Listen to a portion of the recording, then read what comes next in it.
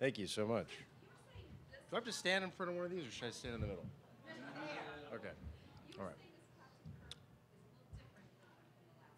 Yeah. Well, in the first one,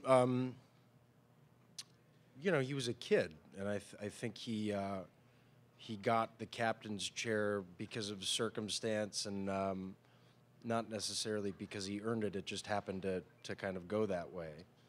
And in the second, in this one, I think he really has to earn the chair, and in earning the chair, he has to come to grips with his strengths and his weaknesses, and his weaknesses become very, very apparent, and they become reflected back at him with our bad guy John Harrison, who's this really kind of awful terrorist, in that he's both violent physically, but also he's a powerful psychological warrior, and is able to bring Kirk to his knees, and all the things that I think James Kirk thought were his strengths become flipped, and he doesn't know what to make of himself, and I think that's a strange thing for Jim Kirk, who's usually very obstinate. He's a stubborn, headstrong, confident, arrogant man, and I think in this it's just he sees all the vulnerability in his own character.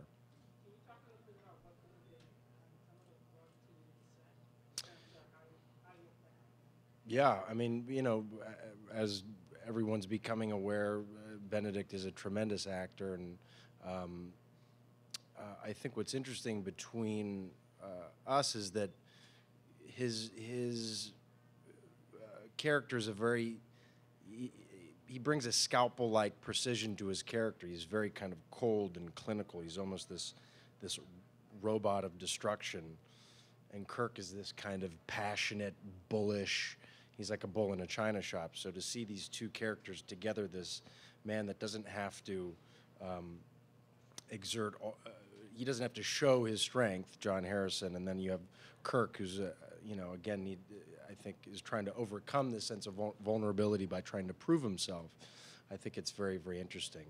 Benedict is he's just got a tremendous craft, and I mean his voice alone. I wish I could narrate my life. Did you already meet the other Jack Ryan? Pardon me? Did you already meet the other Jack Ryan? I met Harrison Ford really briefly on the first film, which was, I mean, for any, that was, I don't know if I've been as starstruck as I was when I met him. And he's a lovely man from the little that I got to talk with him.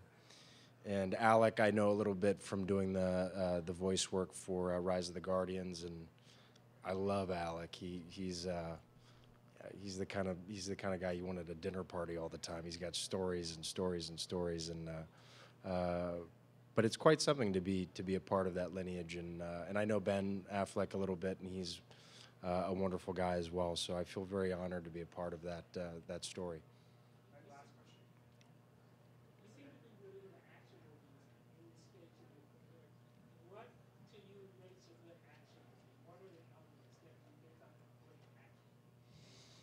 Well, I think there are probably two camps there.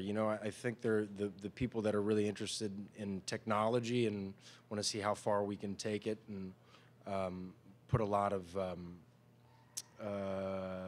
maybe rely too much on the visual spectacle. And I think for myself, I think I've become so inured to all of it. I feel like I've seen. I